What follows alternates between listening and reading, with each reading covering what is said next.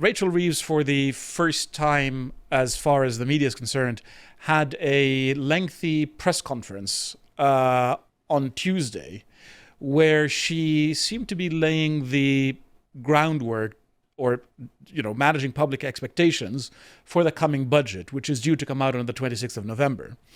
And she's saying that she wants to reduce the cost of living, reduce the debt, reduce NHS waiting times. These are supposedly her priorities.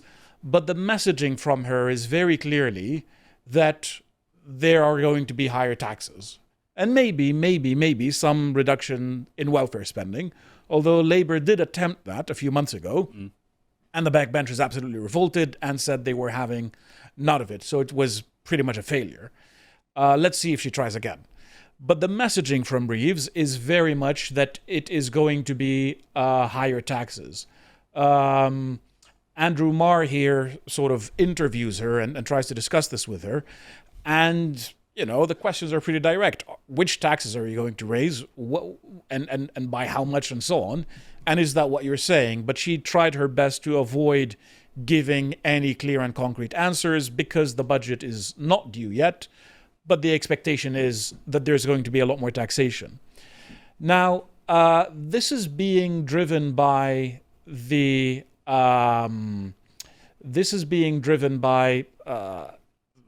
idea that there's been a decline in productivity. And the allies of Rachel Reeves are saying that what she should be doing is ignore what she had said after the 2024 budget, which is that the 40 billion in tax rises that had happened in 2024 were a one-off, they're not going to happen again, etc., etc. And that she needs to simply take the hit and increase taxes by another 26 billion pounds. Their view is that this must happen, but Labour's concern is that if they break this manifesto promise that clearly, because it was promised in their manifesto that they would not increase taxes on working people, that they would not raise VAT, that they would not do any of this stuff, it is going to backfire even more catastrophically, and the Labour Party would become even more unpopular. Is that even possible at this point? Keir Starmer is less popular than Prince Andrew. I don't know what to say about that. I'm not going to say nothing. Surprise me, to be honest. Yeah. The past tax rises fell very much on businesses, and businesses were screaming as a result. And we saw layoffs, and we saw just a contraction in hiring and everything of that sort. But it looks like it's going to get worse, because the view from the left is that Rachel Reeves's last budget simply didn't go far enough in terms of taxing the rich. And that what is required is more taxation on the highest earners, whose upper rate of tax is already 45%. So basically, you're working half the week for the government and half the week for your family. And that what's still needed there is even bigger taxation. And that's the way to restart growth, because under Reeves's projections, there's going to be maybe 1 to 2% growth at most in Britain. This, weirdly enough, puts Britain at near the top of the G7, but that only shows you the abysmal state of the G7, because the Chinese are still growing at 4 or 5%. Well, it's like winning a race and you're against people with one leg. Yes. Is that really much of an achievement? And of course, this is raising taxes on things like business and rich people in particular is especially dangerous in Britain compared to any other country, because a significant portion of our economy is predicated on financial services.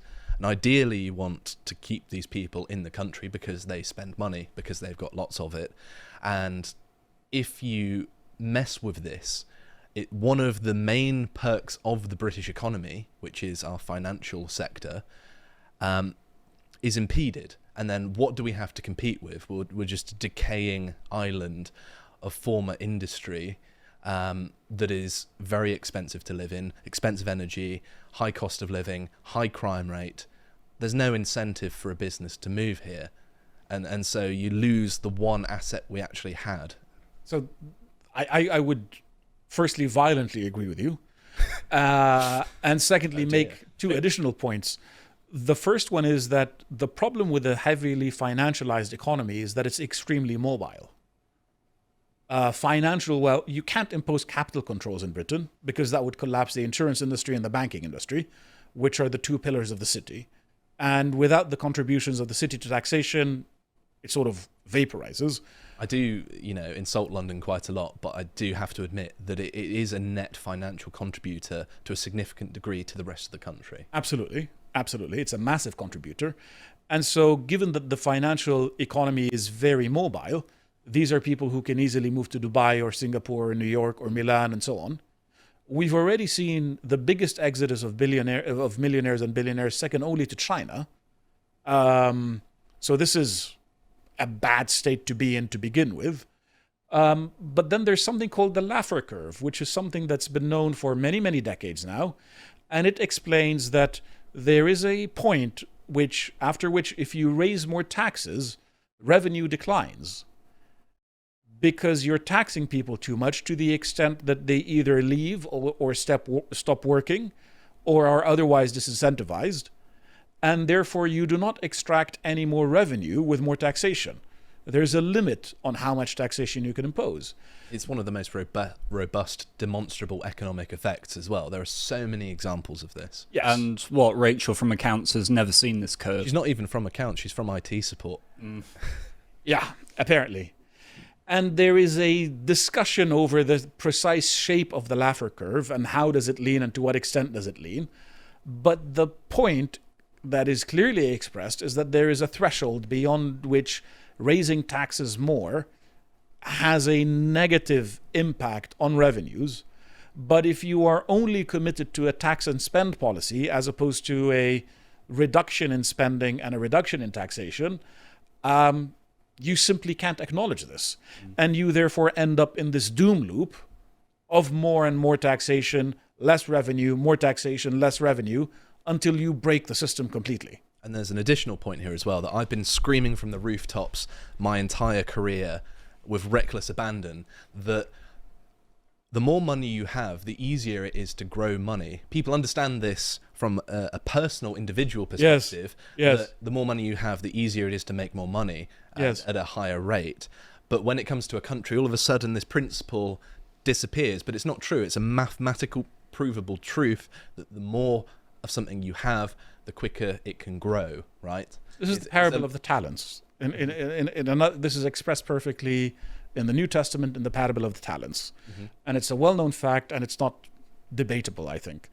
So you're absolutely correct. I agree with you completely. And just to add one small additional thing, the fact that we have such low growth compared to places like China, we should be outgrowing China Yes. with the state of development of our economy. This 1 or 2% is unacceptable. It's being suppressed by government policy, ultimately. The countries with the most money should be growing the quickest, not the other way around. And this is a key point, that government policy is a drag on growth. So the reason that this new fiscal black hole emerged is because the OBR is expecting productivity in Britain to decline. They are saying that there is going to be a 0.3% decline in productivity compared to their expectations. Lower productivity means a smaller economy, means less tax revenues, means the need to raise taxes as far as Reeves is concerned.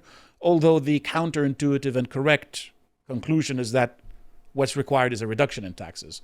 But there are reasons for this, and I want to try to go over them briefly, if you would allow me. Oh, I think this one is not. Yes. Yes. Steeper productivity cut of more than 20 billion. Tax raises more likely. The Treasury's forecast is preparing a steeper than anticipated cut to productivity for the next 5 years, according to The Guardian, quoting the Office of Budget Responsibility. And Reeves is understood to be furious that the OBR has chosen her second budget to downgrade the figure, which indicates how effectively workers can do their jobs and underpins forecasts of economic growth. So she's angry with the OBR, but she still wants the OBR to sort of be the ultimate metric here. Why is productivity falling? Or why is the economy declining? Well, One reason is because nobody wants to hire in Britain and to invest in Britain. The other reason is Ed Miliband, of course. The other reason is obviously Ed Miliband. Yeah. Absolutely. And the reason they don't want to invest is because of new regulations that are constantly being imposed, including this new employment rights bill that was the zombie of Angela Rayner still haunting the current government. And under this thing, what is going to happen is that companies will have to be held to account for things like gender pay gaps and ethnic pay gaps. And so if you begin with a proposition that generally the African continent has less skills than the European continent, and therefore workers of African descent command less pay than workers of European descent, that is a gap that must be addressed by the legislation. And while it isn't clear how much this is going to be enforced in this current bill, the government is constantly making it clear that they're going to enforce more and more of this. And in case you were wondering, this was the reason why Birmingham Council went bankrupt, because they were found to be paying different kinds of staff unequally. But this is the kind of thing that's also hits Next and Tesco and a bunch of other employers, where they were found that in some jobs they had 60% women, and in others they had 47% women. And in the jobs that were 60% women, which were the storefront jobs, people were on average paid less than warehouse jobs that are more dangerous, more difficult, more onerous, in more difficult conditions. And more skilled, because you need to use things like forklifts, which you need training for. Exactly. These guys were getting a higher pay, but the courts decided that the work was of equal value. So they decided to just gut the mechanism of the market. I mean, the one thing that the market works at best is setting prices. And they decided to completely gut that. And then they did the same with the renters bill that they just passed, again gutting the market and restricting housing supply. And they are saying that they're going to keep on doing this to focus more and more on ethnicity. This is making Britain uninvestable. And when a country becomes uninvestable, you get less capital. And if you get less capital, you get less productivity. Because what raises workers' productivity is more capital spending. And it's also suggesting that it's being done at a sort of catastrophic rate, that productivity is actually falling, because of course productivity should naturally be increasing by merit of technological innovation that's happening all the time in the background. So if a government hypothetically did nothing whatsoever, it would be going up. So they actually have to be intervening to be making it worse for that to happen in the first Which they are, Mm-hmm. actively. Because they are ideologically disposed to intervening. Yes. They can't help themselves. And if Rayner's bill gets passed, something between a quarter and a third of all employers will be making redundancies and sacking workers. Meaning that there will be more people on the dole, on welfare, etc., meaning an even bigger decline in productivity. And so Rachel doesn't seem to understand this, unfortunately. But this is also happening at a time when FDI in the UK is falling. It's still the second highest in Europe, but this is the 7th year in a row where Europe has sort of had declining FDI in general. So the second order effects of this that preys on my mind, because as you see this contraction, the kind of frivolous spending with disposable income that many of us are predisposed towards, that's what's sustaining the large service industries, which are primarily made up of migrants. And once you start seeing families cutting back on Ubers, Deliveroo's, and all the rest of it, you see a contraction of that, and then you have a surplus of redundant foreign males on our city streets, Yes. and they are going to turn to crime. And most, you presumably saw that report about the BBC report yesterday, the structural fraud on our high streets. We are going to have to police that, and we're going to have to police more of it all the time. But it's just going to explode to beyond even an enhanced trading standards and all of those local authority inspections. They're not going to be able to handle the workload. So this is civil disorder edging into low-level civil war territory on a long enough timeline. If this goes on for a long time, and it will, because we are now starting to put high energy prices are now structural. If this latest round of renewable subsidies gets embedded in, that's it. You're probably not in my lifetime will we ever see a return to reasonable energy prices, and that's, of course, your productive economy wiped out. On top of this, mortgage rates are going to go up. More and more people aren't going to be able to afford their homes, increase in homelessness and things like that. But sorry, do carry on. No, absolutely correct. Absolutely correct. World FDI is declining, and this is going to be made worse by Trump insisting that FDI must come to America. So any spare capital that you have must go to the United States. It's still the safest investment in the world. Because it's the biggest market and the greatest military power, with some question marks. And so this decline is structural, but Britain is offering nothing against it and is offering nothing to address it.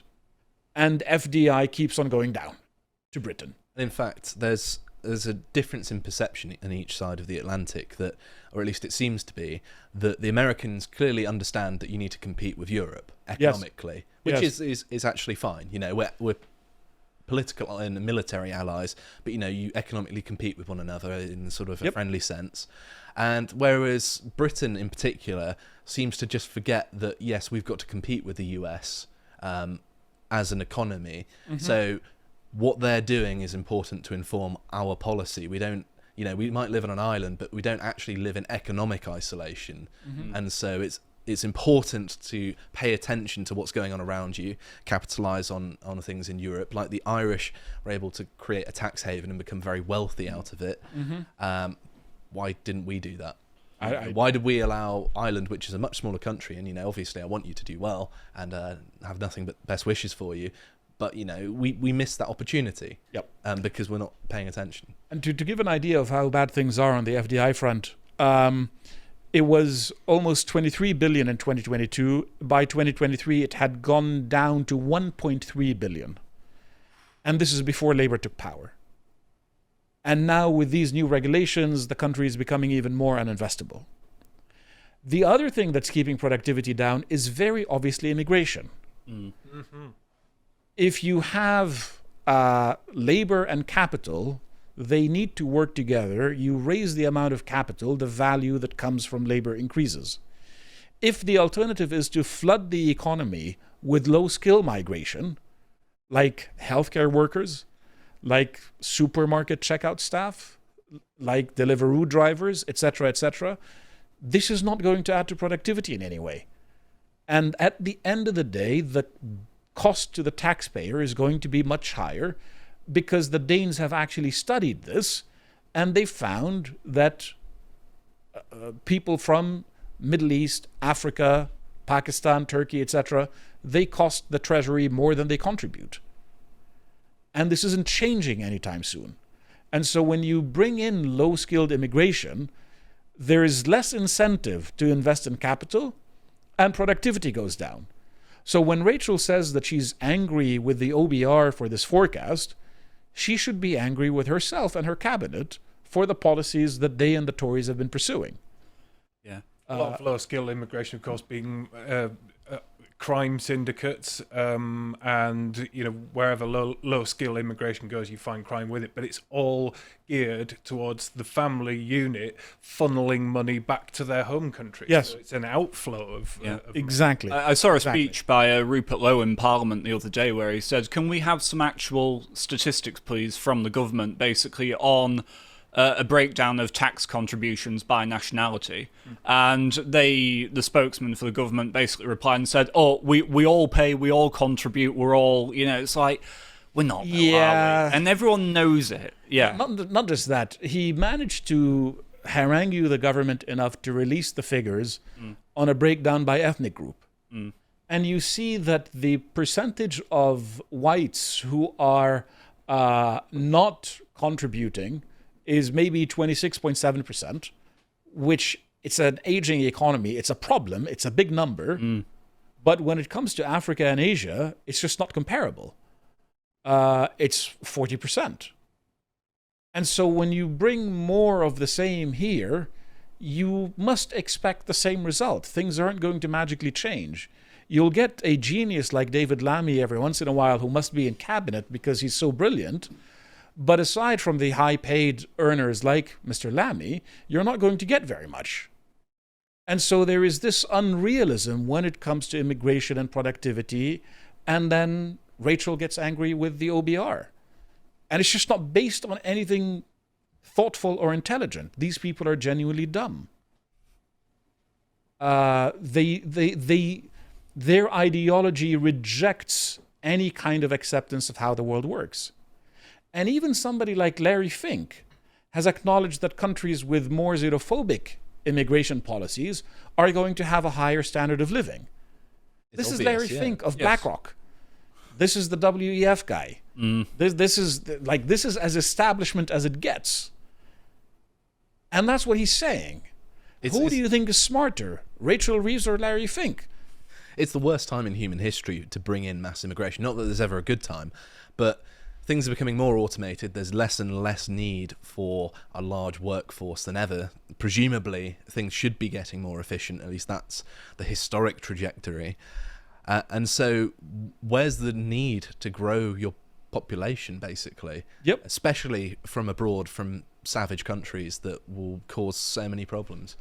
And now, thanks to nice Mr. Ed Miliband, Britain has the highest energy costs in all of the G7. Everybody's racing to re-establish industrial capacity. Everybody's realized that transporting industry to China and to cartel-run Mexico was an insane idea, and that industry needs to be brought back home. Well, what does industry need more than anything? Cheap energy. You cannot have prosperity without cheap food and cheap energy. These are the basics of prosperity. If you have cheap food and cheap energy and a talented population, which Britain obviously has, you will have very good economic growth. It is that simple. It is that simple. But they refuse to acknowledge this. And instead, they're blaming the energy companies for making too much money. Well, how do they end up doing that? You subsidize the daylight out of green energy, made everybody else pay for it, and now they want to subsidize the biggest consumers of energy, which are the industrial sector. How about no subsidies either way and use coal and natural gas? We got plenty of it. Well, at least oil and natural gas. And real growth in GDP per capita stopped when Britain stopped being a net energy exporter. If you're not producing energy in excess, so much so that you can sell some of it abroad, you are not making money. I mean, look at what the Norwegians did with their access to the North Sea oil fields. They've got a sovereign wealth fund, which is the equivalent of $200,000 per citizen. Yes. So they can basically pay for every citizen's retirement. Yes. Quite handily, and then some. And they can use all of that money to basically take care of I have to make another point here. The Green Loons insist on using Norway as an example because Norway has green energy. But Norway has green hydro energy. Yes. From water. Not from windmills and not from frickin' solar panels in Northern Europe. Well, the other component of this is we've invested heavily in wind, and the original ideology was the vehicle-to-grid system, where when we had a glut of wind energy, that would all go towards charging up batteries, and then when the wind drops off, then the grid would suck out juice from those batteries, including EVs. And so EVs are a major component of this grand utopian ideal, but they didn't bank on the fact that nobody actually wants one.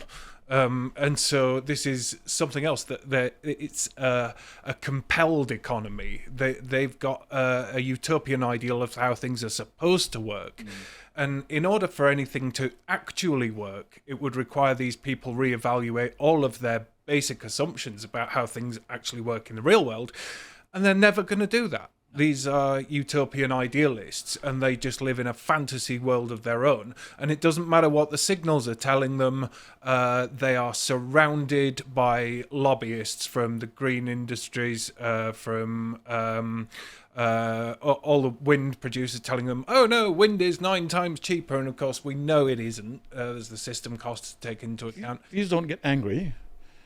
But now they've decided that they need to tax EV drivers. Yeah. And impose more taxes on them because there is a budget shortfall because they're not collecting enough money from fuel duty since people have adapted EVs or have adopted EVs. So not only do they have this utopian vision, they don't understand any of the second order consequences of their own vision. They're trying to impose it by fiat, then it fails, then they try to tinker with the tax system again to see maybe this time it will work. Well, of course, pivoting as well to the road charging tax rather overlooks that everything now is getting so expensive and incomes are declining that nobody's going to be going anywhere anyway. Yes. The only easy way to live is to work from home, work on the internet, and just simply not go anywhere. And it's not even as if you could go to the bottom of the village to have a pint in the local pub because they've shut the pub, and even if they hadn't, well, a pint's 10 quid anyway. So so nobody's going to be doing that spending. This is how you just get complete seizure of your wider economy. They are simply stifling the economy, and that is because they are spending 45p out of every pound that is spent in the British economy.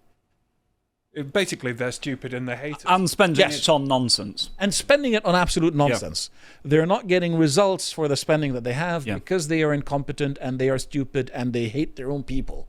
And it's insane. If 45% of your GDP is government spending, you're basically halfway to full-blown communism then, aren't you? Yes. Like it means that all of us collectively are literally working 2.5 days a week for the government and 2.5 days a week for ourselves. So there's 2.5 days of my week are spent to serve Rachel Reeves, and then 2.5 days are for my family. In the ancient world, we would be called slaves. Yes. I think in Exodus it was a fifth that Joseph took from the Egyptians, and it was considered insane and extortionate. Mm-hmm.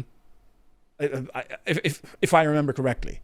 So this is biblically bad. I think what you're also going to see is increasing number of people opting for cash-in-hand jobs or just under the tax threshold and being actually conscious to get their expenses right down. Yes. Becoming a contractor, perhaps, a certain ex-Lotus eater. Oh, yes. Who could that be?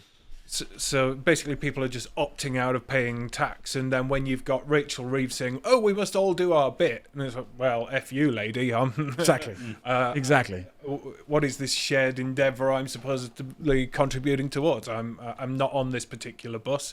And the best way to not give government any money is to not earn any. And if you can somehow get your expenses below a certain threshold, which is possible still, then you don't have to give any money to this lady, which I certainly wouldn't. Yep. So that's a consolation if you're poor and watching this. At least you're not giving the government money. And we're all joining you. 88 companies delisted from Britain in 2024. And they're warning Reeves that if she goes ahead with these tax rises, this is going to hit everything that still exists in the UK. Mm-hmm. And everybody's telling her this, but no, she's going to insist on it. She's not going to change her mind. The fallout of, don't forget that all of Europe has decided to self-implode as well. This is the suicidal continent, and that is going to have consequences for Britain and closest trade partners. Well, what you want to keep in mind is that France, Spain, and to a lesser extent these days Italy, as well as Britain, are all on the brink of a financial disaster. Nobody can bail out an economy of that size. And if there's a disaster in one of them, it is going to be contagious and it is going to spread to the others because the bond markets move in a certain direction. And so even if Reeves manages this well, there are enormous risks already. And she isn't going to manage this well. Even Tony Blair is saying that this is a stupid idea.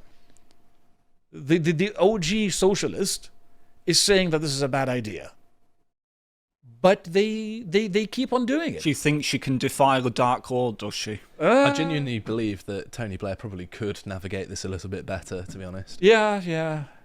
And the deputy leader of the Labour Party is celebrating Zoran Mamdani. Yes. Because she wants more socialism.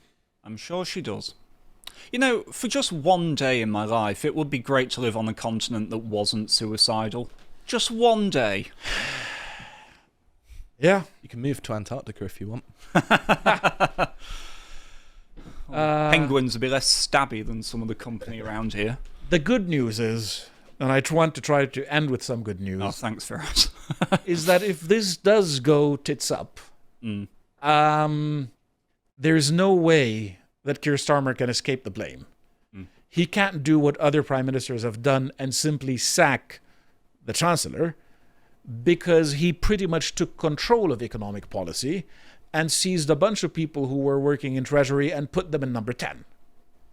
So he cannot, under any conditions, say, no, it wasn't me. And so maybe the May election changes things. The bad news is that Ed Miliband is being spoken about as a possible successor. I've heard this. Second time. Yeah. Didn't exactly work out for him the first time round.